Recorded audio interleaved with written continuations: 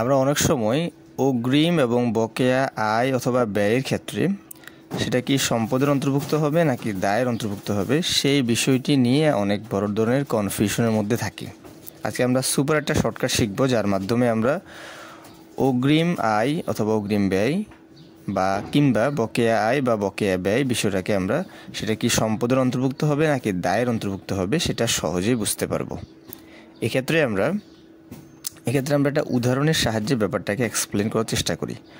ধরা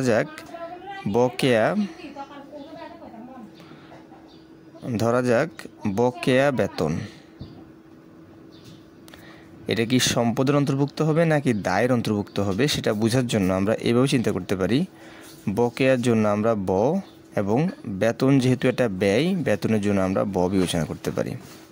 তাহলে ব এবং ব অর্থাৎ মিলে গেলে সেক্ষেত্রে আমরা দায় বিবেচনা করব, না মিলে গেলে আমরা সম্পদ বিবেচনা করব।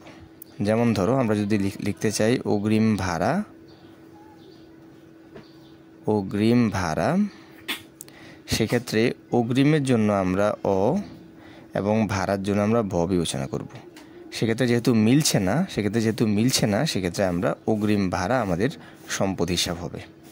এই সুপার শর্টকাটটা খেয়াল রাখলে অগ্রিম এবং বকেয়া সংক্রান্ত কোনো হিসাবই তোমাদের ভুল হওয়ার একদমই সম্ভাবনা থাকবে না।